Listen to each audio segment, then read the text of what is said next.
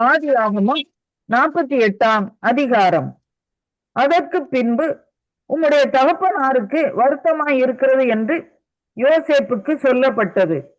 அப்பொழுது அவன் தன் 2 குமாரராகிய மனாசேயையும் எப்ராஹீமையும் தன்னோட கூட கொண்டு போனான். இதோ உம்முடைய குமாரனாகிய யோசேப்பு உம்மிடத்தில் வந்திருக்கிறார் என்று யாக்கோபுக்கு அறிவிக்கப்பட்டது. அப்பொழுது இஸ்ரவேல் தன்னை திடப்படுத்திக் கொண்டு கட்டிலின் மேல் உட்கார்ந்தான். யாக்கோபு யோசேப்பை நோக்கி, சர்வ வல்லமையுள்ள தேவன் கானான் தேசத்தில் உள்ள லூஸ் என்னும் இடத்தில் எனக்கு தரிசனமாகி என்னை ஆசீர்வதித்து, நான் உன்னை பலுகவும் பெருகவும் பண்ணி உன்னை பல ஜனக்கூட்டமாக்கி உனக்கு பின்வரும் உன் சந்ததிக்கு இந்த தேசத்தை நித்திய சுதந்திரமாக கொடுப்பேன் என்று என்னோட சொன்னார். நான் உன்னிடத்தில் எகிப்துக்கு வரும் முன்னே உனக்கு எகிப்து தேசத்தை பிறந்த உன் 2 குமாரரும் என்னுடைய குமாரர். ரூபன் சிமியோன் என்பவர்களைப் போல எப்ராஹீமும் மனாசேயும் என்னுடையவர்கள். இவர்களுக்கு பின் நீ பெரும் பிள்ளைகள் உன்னுடையவர்கள். அவர்கள் தங்கள் தங்கள் சகோதரருடைய பெயரால் அழைக்கப்பட்டு அவர்களுக்குரிய சுதந்திரத்தில் பங்கு பெறுவார்கள்.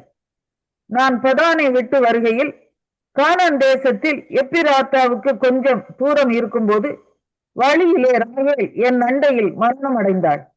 அவர்களை அங்கே பெத்லகேம் என்னும் எப்பிராத்தா ஊருக்கு போகிற வழியிலே அடக்கம் பண்ணினேன் என்றான். இஸ்ரவேல் யோசேப்பின் குமாரரை பார்த்து, இவர்கள் யார் என்று கேட்டான். யோசேப்பு தன் தகப்பனை நோக்கி, இவர்கள் இவ்விடத்தில் தேவன் எனக்கு அருளின குமாரர் என்றான். அப்பொழுது அவன், நான் அவர்களை ஆசீர்வதிக்கும்படி அவர்களை என் கிட்ட கொண்டு வா என்றான். முதிர் வயதினால் இஸ்ரவேலின் கண்கள் மங்கலாயிருந்தபடியால் அவன் நன்றாய் பார்க்க கொடுத்திருந்தது. அவர்களை அவன் அண்டையிலே சேர பண்ணினான். அப்பொழுது அவன் அவர்களை முத்தம் செய்து அணைத்துக் கொண்டான். இஸ்ரவேல் யோசேப்பை நோக்கி, உன் முகத்தை காண்பேன் என்று நான் நினைக்கவில்லை. ஆனாலும் இதோ உன் சந்ததியையும் காணும்படி தேவன் எனக்கு அருள் செய்தார் என்றான். அப்பொழுது அவனுடைய முழங்கால்கள் நடுவே இருந்த பிள்ளைகளை யோசேப்பு பின்னிட பண்ணி அவனுடைய முகத்துக்கு முன்பாக தரை மட்டும் குனிந்து வணங்கினான்.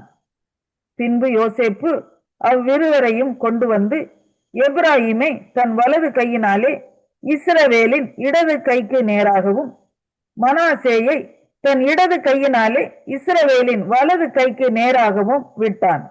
அப்பொழுது இஸ்ரவேல் மனமறிய தன் வலது கையை நீட்டி இளையவனாகிய எப்ராஹீமுடைய தலையின் மேலும் மனாசே மூத்தவனாய் இருந்தும் தன் இடது கையை மனாசேயுடைய தலையின் மேலும் வைத்தான். அவன் யோசேப்பை ஆசீர்வதித்து, என் பிதாக்களாகிய ஆபிரகாமும் ஈசாக்கும் வழிபட்டு வணங்கிய தேவனும் நான் பிறந்த நாள் முதல் இந்நாள் வரைக்கும் என்னை ஆதரித்து வந்த தேவனும் எல்லா தீமைக்கும் நீங்களாக்கி என்னை மீட்ட தூதனுமானவர் இந்த பிள்ளைகளை ஆசீர்வதிப்பாராக.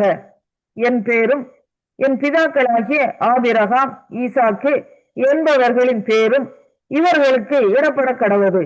பூமியில் இவர்கள் மிகுதியாய் பெருக கடவர்கள் என்றான். தகப்பன் தன் வலது கையை எப்ராஹீமுடைய தலையின் மேல் வைத்ததை யோசேப்பு கண்டு அது தனக்கு பிரியமில்லாதபடியால் எப்ராஹீமுடைய தலையின் மேல் இருந்த தன் தகப்பனுடைய கையை மனாசேயினுடைய தலையின் மேல் வைக்கும்படிக்கு எடுத்து, என் தகப்பனே, அப்படியல்ல, இவன் மூத்தவன், இவனுடைய தலையின் மேல் உம்முடைய வலது கையை வைக்க வேண்டும் என்றான். அவன் தகப்பனோ தடுத்து, அது எனக்கு தெரியும் என் மகனே, எனக்கு தெரியும். இவனும் ஒரு ஜனக்கூட்டமாவான், இவனும் பெருகுவான். இவனுடைய தம்பியோ இவனிலும் அதிகமாய் பெருகுவான். அவனுடைய சந்ததியார் திரளான ஜனங்களாவார்கள் என்றான். இவ்விதமாக அவன் அன்றைய தினம் அவர்களை ஆசீர்வதித்து, தேவன் உன்னை எப்ராஹீமை போலவும் மனாசேயை போலவும் ஆக்குவாராக என்று இஸ்ரவேலர் உன்னை முன்னிட்டு சொல்லி எப்ராஹீமை மனாசேக்கு முன்னே வைத்தான். பின்பு இஸ்ரவேல் யோசேப்பை நோக்கி, இதோ நான் மரணமடைய போகிறேன். தேவன் உங்களோட இருப்பார்.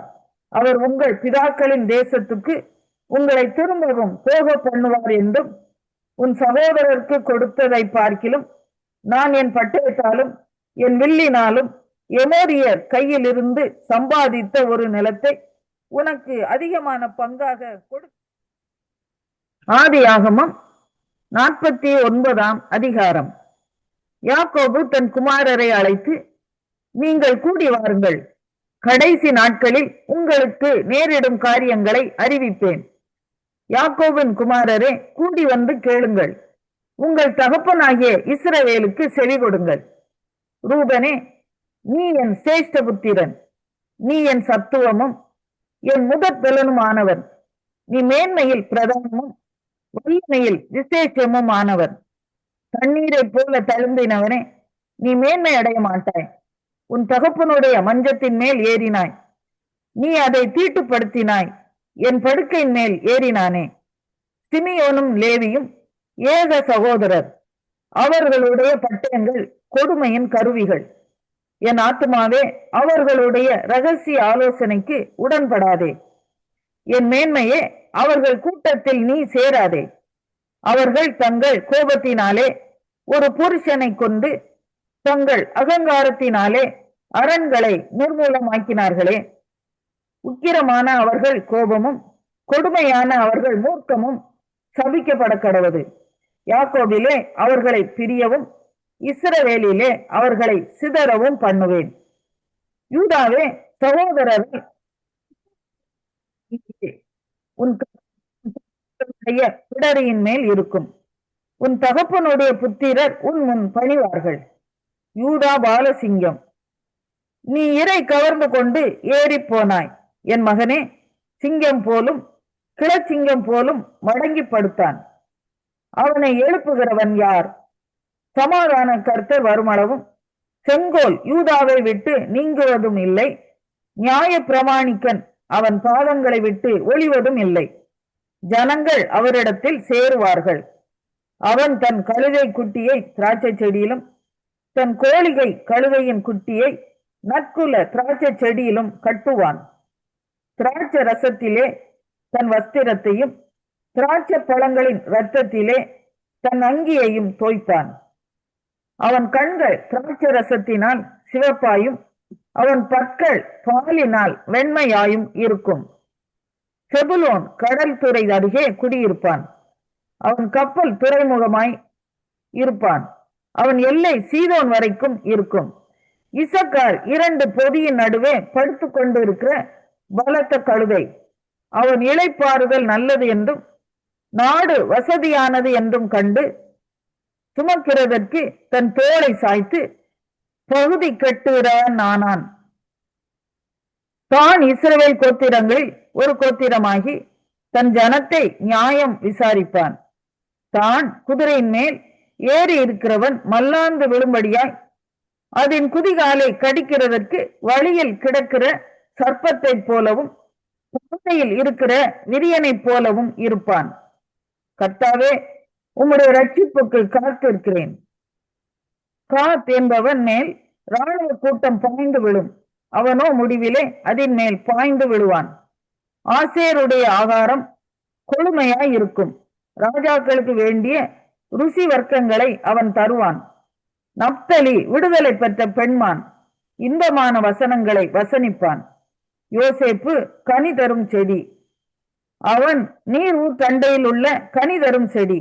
அதன் கொடிகள் சுவரின் மேல் படரும். வில் வீரர் அவனை மனவடிவாக்கி அவன் மேல் எய்து அவனை பகைத்தார்கள். ஆனாலும் அவனுடைய வில் உறுதியாய் நின்றது. அவன் புயங்கள் யாக்கோபுடைய வல்லவரின் கரங்களால் பலத்தன. இதனால் அவன் மேய்ப்பனும் இஸ்ரவேலின் கண்மலையும் ஆனான். உன் தகப்பனுடைய தேவனாலே அப்படி ஆயிற்று. அவர் உனக்கு துணையாய் இருப்பார். சர்வ வல்லவராலே அப்படி ஆயிற்று. அவர் உயர வானத்திலிருந்து உண்டாகும் ஆசீர்வாதங்களினாலும் கீழே ஆழத்தில் உண்டாகும் ஆசீர்வாதங்களினாலும் தனங்களுக்கும் கற்பங்களுக்கும் உரிய ஆசீர்வாதங்களினாலும் உன்னை ஆசீர்வதிப்பார். உன் தகப்பனுடைய ஆசீர்வாதங்கள் என் பிதாக்களுடைய ஆசீர்வாதங்களுக்கு மேற்பட்டதாய் இருந்து நித்திய பர்வதங்களின் முடிவு மட்டும் எட்டுகின்றன.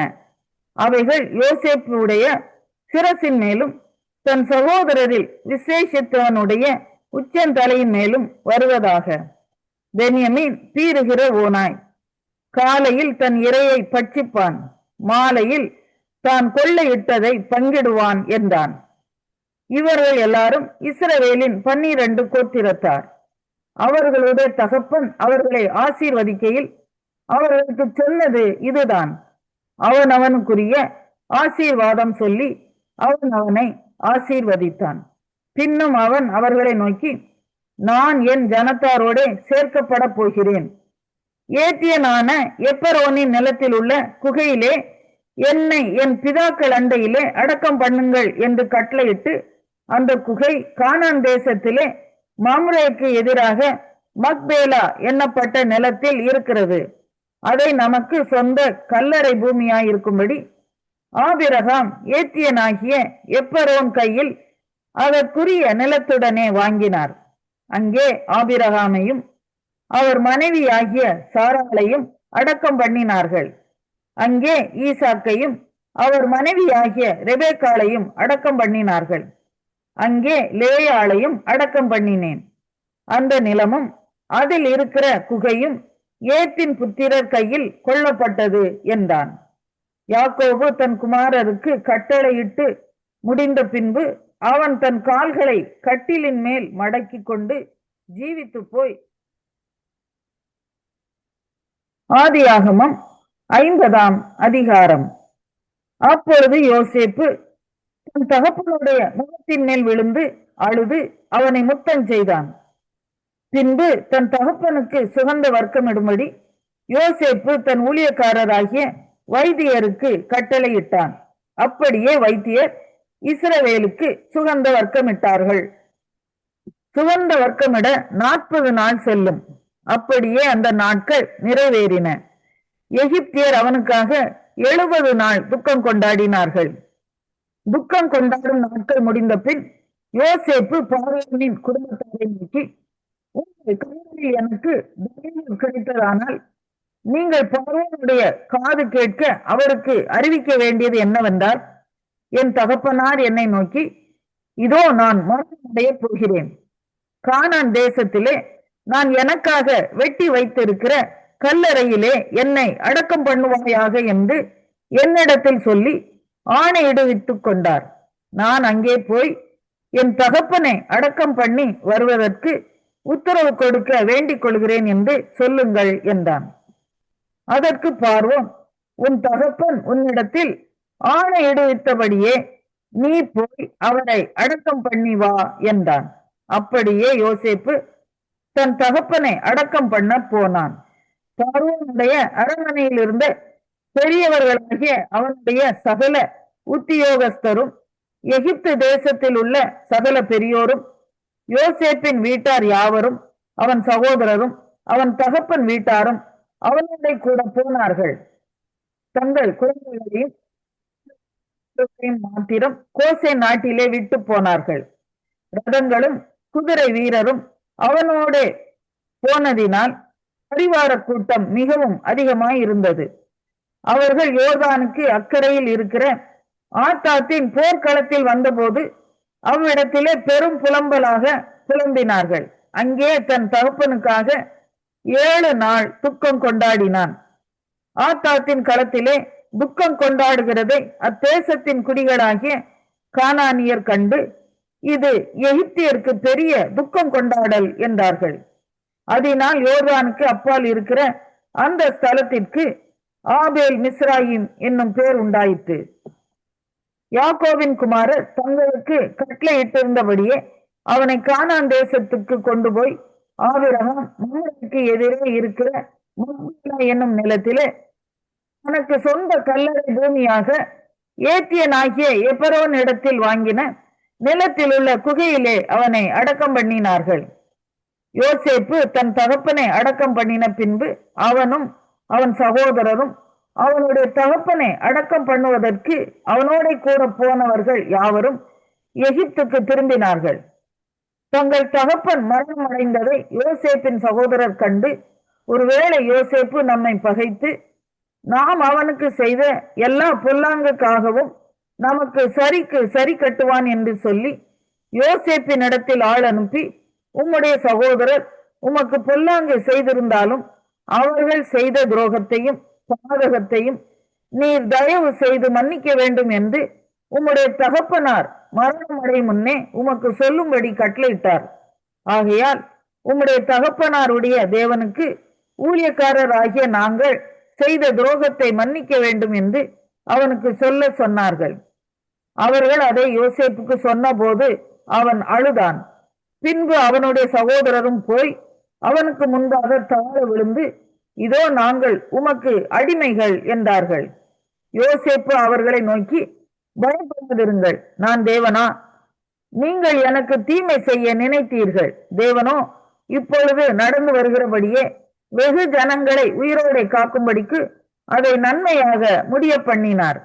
ஆதலால் பயப்படாதிருங்கள், நான் உங்களையும் உங்கள் குழந்தைகளையும் பராமரிப்பேன் என்று அவர்களுக்கு ஆறுதல் சொல்லி அவர்களுடைய பட்சமாய் பேசினான். யோசேப்பும் அவன் தகப்பன் குடும்பத்தாரும் எகிப்திலே குடியிருந்தார்கள். யோசேப்பு 110 வருஷம் உயிரோடு இருந்தான். யோசேப்பு எப்ராஹிமுக்கு பிறந்த 3ஆம் தலைமுறை பிள்ளைகளையும் கண்டான். மனாசேயின் குமாரனாகிய மாகீரின் பிள்ளைகளும் யோசேப்பின் மடியில் வளர்க்கப்பட்டார்கள்.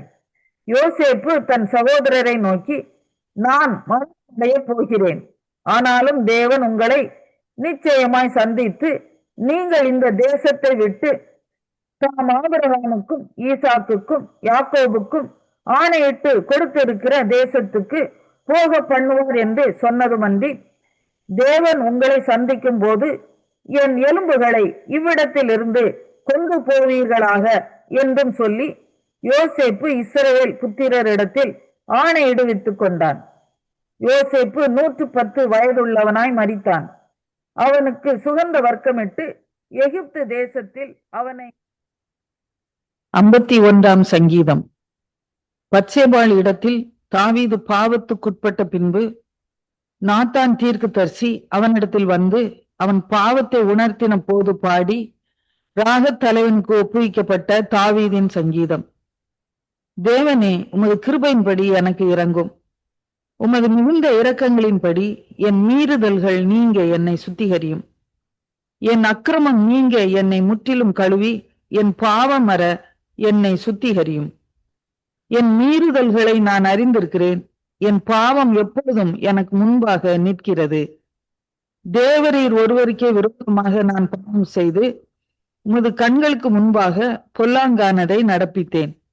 நீர் பேசும் போது உம்முடைய நீதி விளங்கவும், நீர் நியாயம் தீர்க்கும் போது உம்முடைய பரிசுத்தம் விளங்கவும் இதை அறிக்கையிடுகிறேன்.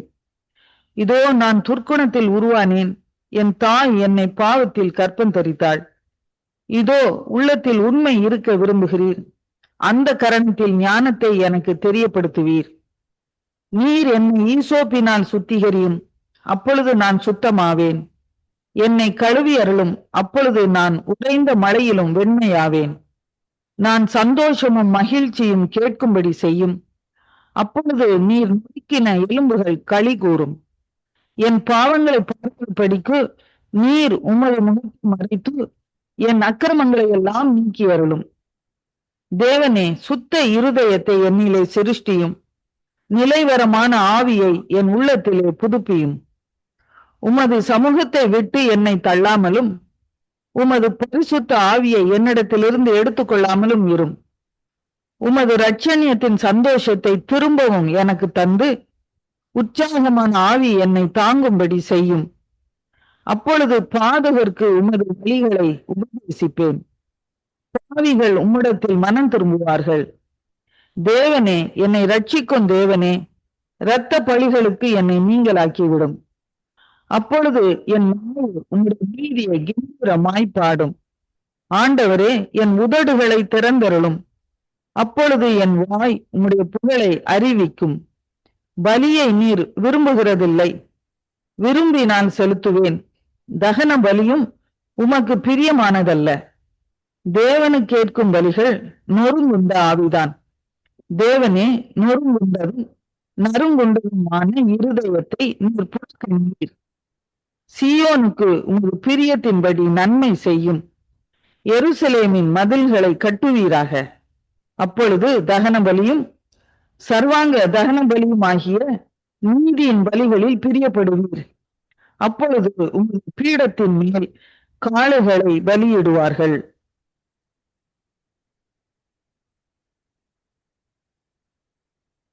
52ஆம் சங்கீதம். தாவீது அபிமெலேக்கின் வீட்டுக்கு வந்தான் என்று ஏதோமியனாகிய தோவேக்கு வந்து சவுலுக்கு அறிவித்த பின்பு தாவீதினால் பாடப்பட்டு ராகத் தலைவனுக்கு ஒப்புவிக்கப்பட்ட மஸ்கீல் என்னும் சங்கீதம். பலவானே, பொல்லாப்பில் ஏன் பெருமை பாராட்டுகிறாய்? தேவனுடைய கிருபை என்னாலும் உள்ளது. நீ கேடுகளை செய்ய எத்தனம் பண்ணுகிறாய். கபடு செய்யும் உன் நாவு தீட்டப்பட்ட சவரகன் கத்தியை போல் இருக்கிறது. நன்மையை பார்க்கிலும் தீமையையும் யதார்த்தம் பேசுகிறதை பார்க்கிலும் பொய்யையும் விரும்புகிறாய். சேலா. கபடமுள்ள நாவே, சங்கரிக்கும் சகல வார்த்தைகளையும் நீ விரும்புகிறாய். தேவன் உன்னை என்றென்றைக்கும் இராதபடி அழித்து போடுவார். அவர் உன்னை பிடித்து உன் வாசஸ்தலத்திலிருந்து பிடுங்கி நீ ஜீவனுள்ள தேசத்தில் இராதபடிக்கு உன்னை நிர்மூலமாக்குவார். சேலா. நீதிமான்கள் அதை கண்டு பயந்து அவனை பார்த்து நகைத்து, இதோ தேவனை தன் பலனாக எண்ணாமல் தன் செல்வ பெருக்கத்தை நம்பி தன் தீவனையில் பலத்து கொண்ட மனுஷன் இவன்தான் என்பார்கள். நானோ தேவனுடைய ஆலயத்தில் பச்சையான ஒலிவ மரத்தை போல் இருக்கிறேன்.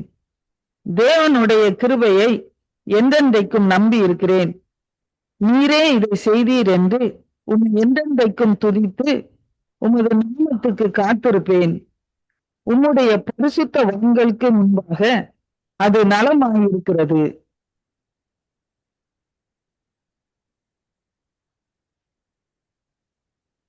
ரோமர் 5ஆம் அதிகாரம். இவ்விதமாக நாம் விசுவாசத்தினாலே நீதிமான்களாக்கப்பட்டிருக்கிறபடியால் நம்முடைய கர்த்தராகிய இயேசு கிறிஸ்து மூலமாய் தேவனிடத்தில் சமாதானம் பெற்றிருக்கிறோம். அவர் மூலமாய் நாம் இந்த கிருபையில் பிரவேசிக்கும் சிலாக்கியத்தை விசுவாசத்தினால் பெற்று நிலை கொண்டிருந்து தேவ மகிமையை அடைவோம் என்கிற நம்பிக்கையினாலே மேன்மை பாராட்டுகிறோம். அது மாத்திரமல்ல, பரீட்சையையும் நம்பிக்கையையும் அறிந்து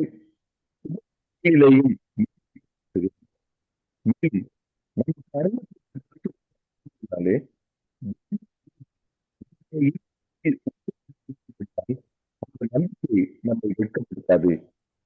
அன்றியும் நாம் பலனற்றவர்களுக்கு இருக்கும்போதே குறித்த காலத்தில் காரருக்காக மரித்தார்.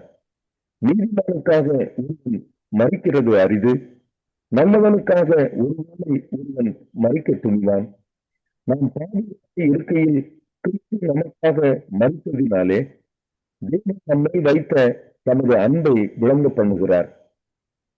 இப்படி நாம் அவருடைய இரத்தத்தினாலே நீதிமான்களாக்கப்பட்டிருக்க கோபாக்கினைக்கு நீங்களாக அவராலே நாம் ரட்சிக்கப்படுவது அதிக நிச்சயமாமே.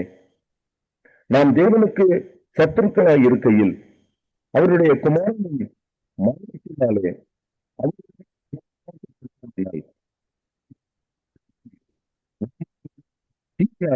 ரட்சிக்கப்படுவது அதிக நிச்சயமாமே. அதுவும் அல்லாமல் நமக்கு கிடைக்க பண்ணின நம்முடைய கர்த்தராகிய இயேசு கிறிஸ்து மூலமாய் நாம் தேவனை பற்றியும் மேன்மை பாராட்டுகிறோம். இப்படியாக ஒரு மனுஷனாலே பாவமும் மரணமும் உலகத்திலே பிரவேசித்தது போலவும் எல்லா மனுஷரும் பாவம் செய்தபடியால் மரணம் எல்லாருக்கும் வந்தது போலவும் இதுவும் கேட்டு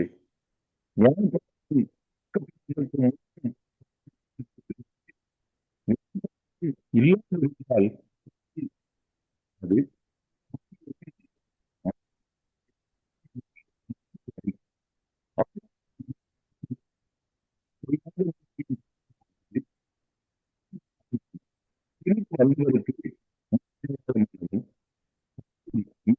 பலன் பலனுக்கு ஒப்பானதல்ல. எப்படி எனில், ஒருவருடைய மீன்களினாலே அநேகர் மறித்திருக்க தேவனுடைய கிருபையையும் இயேசு கிறிஸ்து என்னும் ஒரே மனுஷனுடைய கிருபையினாலே வரும் ஈவும் அநேகர் மேல் அதிகமாய் பெருகி இருக்கிறது. மேலும் ஒருவன் பாவம் செய்ததினால் உண்டான தீர்ப்பு தேவன் அருளும் ஈவுக்கு ஒப்பானதல்ல. அந்த தீர்ப்பு ஒரே குற்றத்தின் நிமித்தம் ஆக்கினைக்கு ஏதுவாயிருந்தது. கிருபை வரமோ அநேக குற்றங்களை நீக்கி நீதி விளங்கும் தீர்ப்புக்கு ஏதுவாயிருக்கிறது. அல்லாமலும் ஒருவருடைய மீட்பினாலே அந்த ஒரு மூலமாய் கிருபையின் பரிபூரணத்தையும் நீதியாகிய ஈவின் பரிபூரணத்தையும் பெறுகிறவர்கள் இயேசு கிறிஸ்து எனும் ஒருவராலே ஜீவனை அடைந்து ஆளுவார்கள் என்பது அதிக நிச்சயமாமே. ஆகையால் ஒரு நீதியினாலே எல்லா மனுஷருக்கும் ஆக்கினைக்கு ஏதுவான தீர்ப்பு உண்டானது போல ஒரே நீதியினாலே எல்லா மனுஷருக்கும் ஜீவனை அளிக்கும் நீதிக்கு ஏதுவான தீர்ப்பு உண்டாயிற்று. அன்றியும் ஒரே மனுஷனுடைய கீழ்ப்படியாமையினாலே அநேகர் பாவிகளாக்கப்பட்டது போல ஒருவருடைய கீழ்ப்படிதலினாலே அநேகர் நீதிமான்களாக்கப்படுவார்கள். மேலும் மீறுதல் பெருகும்படிக்கு நியாயப்பிரமாணம் வந்தது. அப்படி இருந்தும் பாவம் பெருகின இடத்தில் கிருபை அதிகமாய் பெருகிற்று. ஆதலால் பாவம் மரணத்துக்கு ஏதுவாக ஆண்டு கொண்டது போல கிருபையானது நம்முடைய கர்த்தராகிய இயேசு கிறிஸ்துவின் மூலமாய் நீதியினாலே நித்திய ஜீவனுக்கு. ரோமர் அதிகாரம் என்ன சொல்லும்?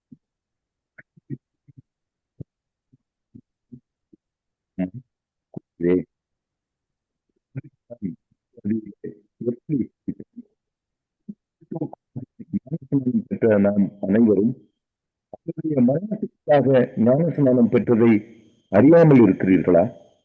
மேலும் பிதாவின் மகிமையினாலே கிறிஸ்து மரித்தோரிலிருந்து எழுப்பப்பட்டது போல நாமும் புதிதான ஜீவனுள்ளவர்களை நடந்து கொள்ளும்படிக்கு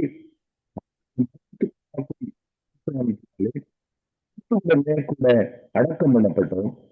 ஆகையால் மரணத்தின் சாயலில் நாம் இணைக்கப்பட்டவர்களானால் சாயலில் இணைக்கப்பட்டிருக்கு.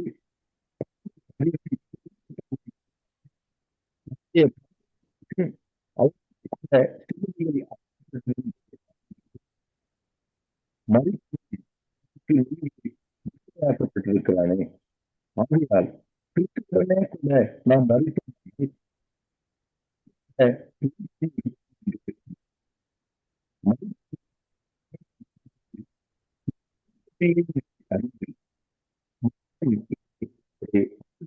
இல்லை. அவர் மறித்தது பாவத்திற்கென்று ஒரு தரம் மறித்தார்.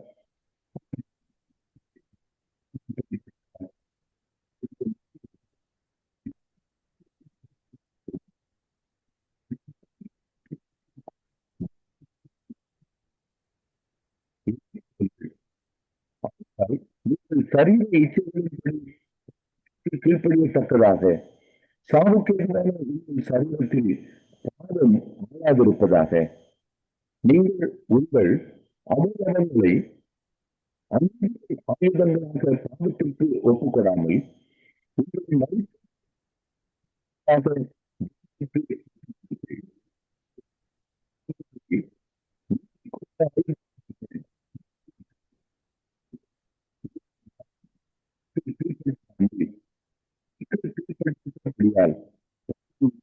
மேற்கொள்ள மாட்டாது. இதனால் என்ன? நாம் நியாயப்பிரமாணத்துக்கு கீழ்ப்பட்டிராமல் கிருபைக்கு கீழ்ப்பட்டிருக்கிறபடியால் பாவம் செய்யலாமா? கூடாது. மரணத்துக்கு ஏதுவான பாவத்திற்கானாலும் நீதிக்கான கீழ்ப்படிதலுக்கானாலும் எதற்கு கீழ்ப்படியும்படி உங்களை அடிமைகளாக ஒப்புக் கொடுக்கிறீர்களோ அதற்கு கீழ்ப்படுகிற அடிமைகளாய் இருக்கிறீர்கள் என்று அறியீர்களா? முன்னே நீங்கள் பாவத்திற்கு அடிமைகளாயிருந்து இப்பொழுது உங்களுக்கு ஒப்புவிக்கப்பட்ட உபதேச சட்டத்திற்கு நீங்கள் மனப்பூர்வமாய் கீழ்ப்படிந்ததினாலே தேவனுக்கு ஸ்தோத்திரம். பாவத்திலிருந்து நீங்கள் விடுதலையாக்கப்பட்டு நீதிக்கு அடிமைகளானீர்கள். உங்கள் மாம்ச பலவீனத்தின் நிமித்தம் மனுஷர் பேசுகிற பிரகாரமாய் பேசுகிறேன். அக்கிரமத்தை நடப்பிக்கும்படி முன்னே நீங்கள் உங்கள் அவயவங்களை அசுத்தத்திற்கும் அக்கிரமத்திற்கும் அடிமைகளாக ஒப்பு கொடுத்தது போல இப்பொழுது பரிசுத்தமானதை நடப்பிக்கும்படி உங்கள் அவயவங்களை நீதிக்கு அடிமைகளாக ஒப்புக் கொடுங்கள். பாவத்திற்கு நீங்கள் அடிமைகளாய் இருந்த காலத்தில் நீதிக்கு நீங்கினவர்களாய் இருந்தீர்கள். இப்பொழுது உங்களுக்கு வெட்கமாக தோன்றுகிற காரியங்களினாலே அக்காலத்தில் உங்களுக்கு என்ன பலன் கிடைத்தது? அவைகளின் முடிவு மரணமே. இப்பொழுது நீங்கள் பாவத்தினின்று விடுதலையாக்கப்பட்டு தேவனுக்கு அடிமைகளானதினால் பரிசுத்தமாகுதல் உங்களுக்கு கிடைக்கும் பலன், முடிவோ நித்திய ஜீவன். பாவத்தின் சம்பளம் மரணம், தேவனுடைய கிருபை வரமோ